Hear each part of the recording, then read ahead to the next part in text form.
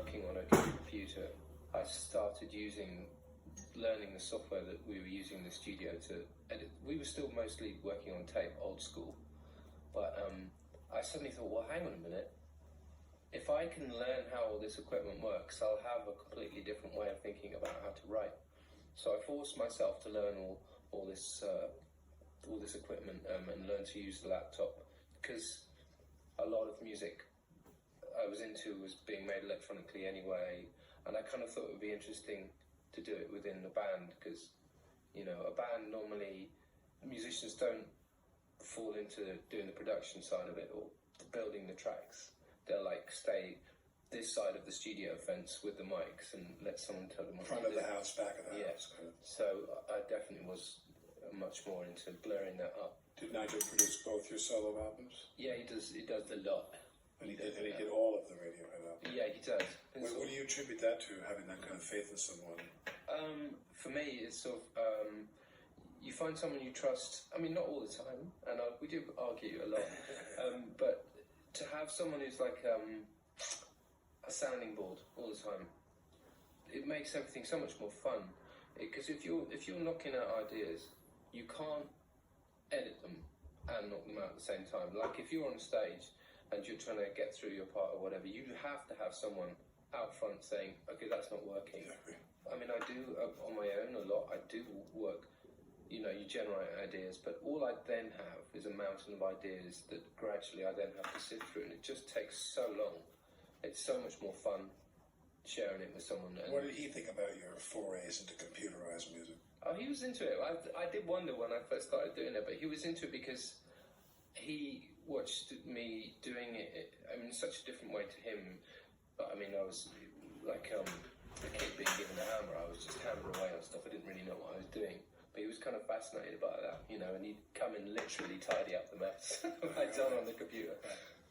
What were other people? Who were other people that were working in that area that you listened to? Who else was making? Well, yeah, I mean, then and now. Well, then I was obsessed with Aphex Twin then, and Autechre. There was a lot of really interesting things happening in Britain then on this label called Warp, and it was How fun. do you spell that? Warp, as in the Warp. W-A-R-P. Warp. Like the floor is warped. Yeah.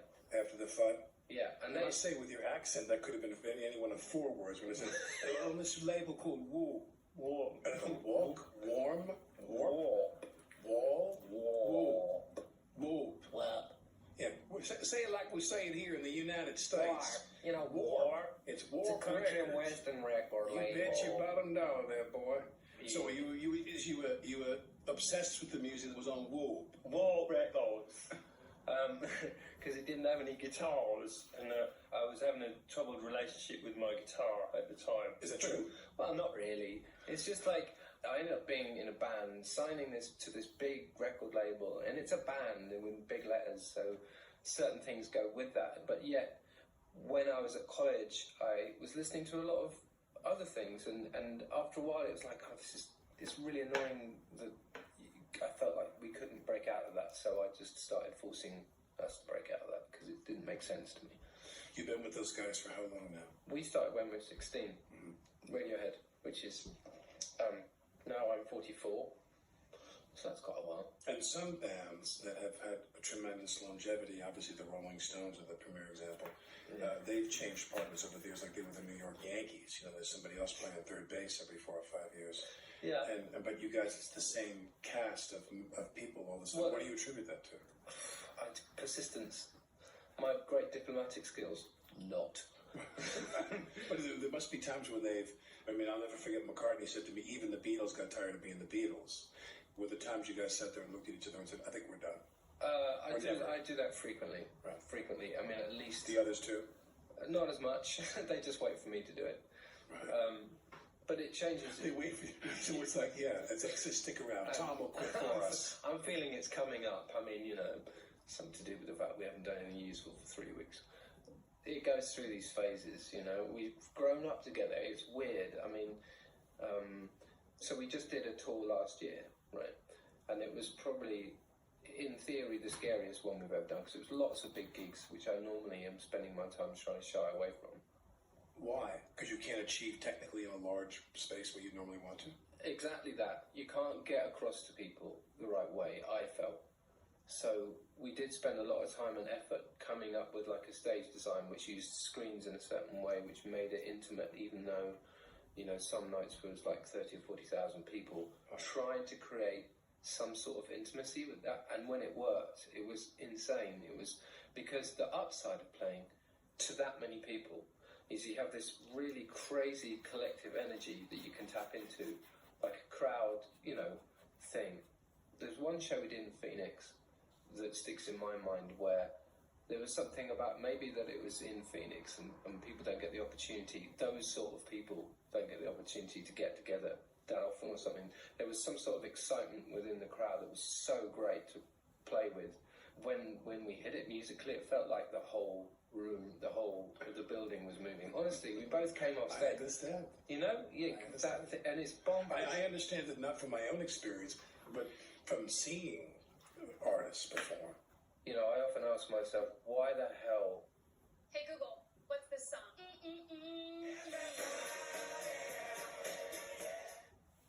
Un bon petit grain joyeusement moelleux. Les barres carrées au Rice Krispies. Would you put yourself through this?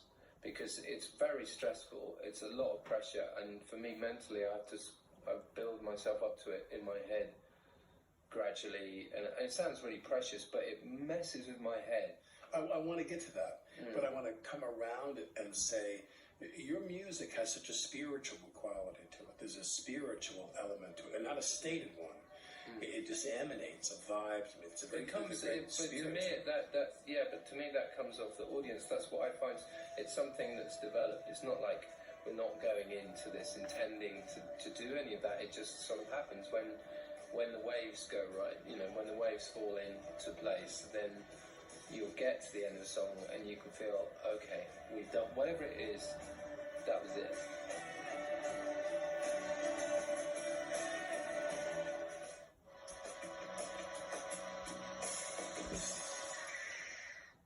What's your preparation before you do a live show? Because in the studio, it's obviously a whole different animal, correct? Yeah, there's no preparation for the studio. It's bull in a china shop most of the time, which is how it should be, I think. And performing live, give it to me the couple of hours before you go out there and you got to blow this thing out for all these people. I just stone cold silence, basically. Almost meditative. Well, yeah, I do that, and focused. I stand on my head for a bit, and I'm completely on my own until 5 minutes before we go on, and then we're all in a room together, pacing up and down like wild animals, and then we're on. But when we first started doing big shows, it was with my friend Michael Stipe, and he does the total opposite. He'll be talking to you, and then someone taps him on the shoulder, and then they're on. And I was like, how the hell do you do that, man? And I tried to do it like that, couldn't do it, and so I ended up going. Did you get any indication why Stipe could do that? There's a lot of nice spiritual tones inside of REM's music too. Yeah, no, I don't know. I think what he used to do was he'd stand there for the first two tunes, barely move. He was a sort of lightning conductor, and he was just waiting for it to hit. And then when it hit, he was off. But he would wait, and if it wasn't going to hit, he was still there 3 or 4 tunes later and waiting. He kind of warmed up in front of everybody, gauging it all. Whereas I can't do that because I have to sort of be clear of everything before whatever I need to be completely empty.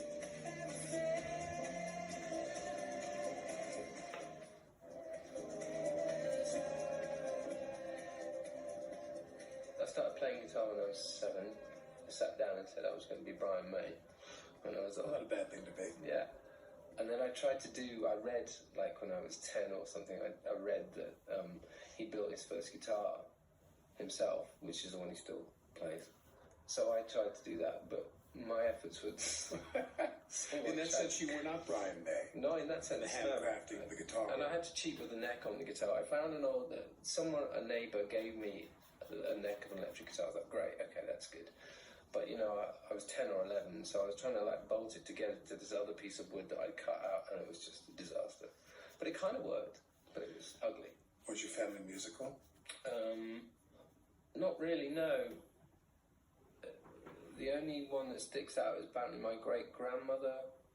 She'd get really hammered and then stay up playing her pump organ thing downstairs all night and keep the family up. That's Were it. you around? Did you witness that? I met her once and she was all black and was quite scary when I was really tiny. But neither of your parents were artists, musicians. No.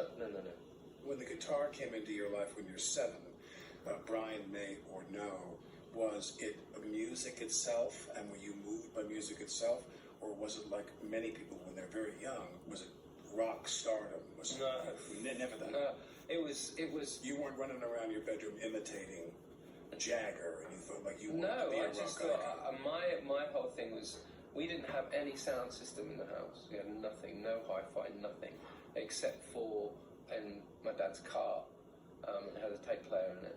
So I went and would sit for hours. I would sit for hours, and you know, it was the sound of Brian May's guitar. Actually, it was one of those funny things where you know when you turn something up and you're in a very controlled, loud environment, it's just that sound. It's just, you know, nothing else. It was that.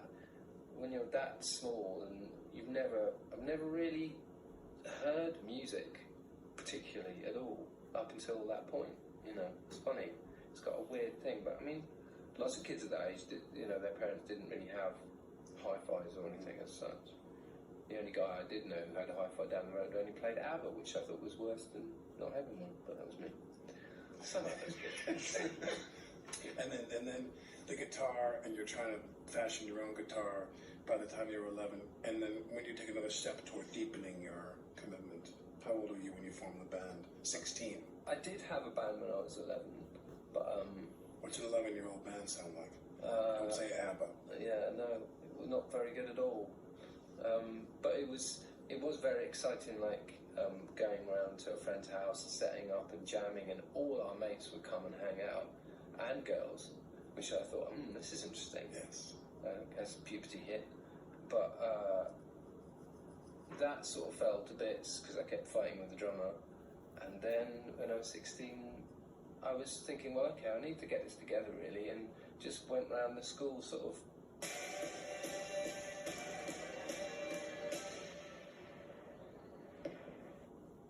At Oxio, we're all about internet without all the big telco bullshit. Internet from wall to wall. Choosing people. So you went around picking people. I got Ed because he was dressed like Morrissey and he had some cool socks, and I saw he'd had a guitar. I had no idea whether he could play it or not. I didn't really care. I got Colin because I knew Colin could play very well, and I needed a bass player who could play very well, but he had never played bass before. And his brother Johnny was this mythical musical prodigy, so I roped him in. And then Phil was the only drummer we knew anyway. So, and Andy had a house down the road that we could rehearse in. And you're all and you lived where? You grew up where? Well, this was at Abingdon School near Oxford. And then when you form Radiohead when you're 16. Basically, yeah, we started sort of writing, doing demos and messing about, and it was quite interesting straight away that it was quite, I think because Phil had quite a lot of experience, he was a bit older, and he'd had his own band, so he knew how to put things together a bit, and in fact we used to go and do demos in his sister's bedroom, like right from the beginning, which was great. I mean, there's nothing better than like just starting off by just trying to write demos from scratch, even though you can't really play, even though you don't know each other. That's where you start. You know, it's kind of a nice way to figure out what you're about. What do you think you do best? You lead a band. You you play guitar. You write music. You produce music. You do it, and you sing. What do you think your greatest strength is? If you had to pick one. I don't know what I'm doing. Right. I like the fact that I still don't know what I'm doing. I think, well, no, honestly, I can't. I'll go through whole phases of months where I haven't got a clue. I regularly lose complete confidence in what I'm doing. Why do you think that is?